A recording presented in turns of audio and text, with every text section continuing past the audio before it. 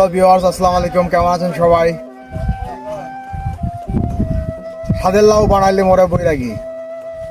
লাউ শুধু মানুষকে বৈরাগী করে তোলে না, লাউ মানুষকে স্বাবলম্বী করে তোলে। লাউ একটা অর্থকরী ফসল। আমাদের এখানে ঢাকা জেলার অন্তর্গত তারানগর ইউনিয়নের বটতলী গ্রামে আমি আসছি। দেখুন, নিচে মাছ চাষ, উপরে লাউ চাষ।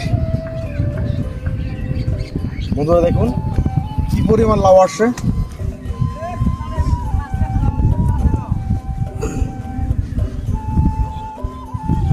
পুকুরের মধ্যে আছে রুই, কাতলা, মৃগেল আর অন্যান্য মাছ। তো মাছ আপনাদের আজকে দেখাতে পারবো না, পরবর্তী ভিডিওতে আমি অবশ্যই আপনাদের মাছের ভিডিওটা দেখাবো। লাউ সম্পর্কে কিছু কথা বলবো। লাউয়ের মধ্যে প্রচুর পরিমাণে পুষ্টি থাকে, আর পুষ্টিগুলোর মধ্যে হলো vitamin C, vitamin A, potassium, magnesium, আরও নানা রকম উপকরণ। তো লাউয়ের মধ্যে 95% জলীয় অংশ থাকে। এই লাউ মানুষের শরীরকে শীতল রাখতে, এমনকি জন্ডিস, আদার্স কিডনি সমস্যা রোগীদের জন্য লাউ খুবই উপকারী।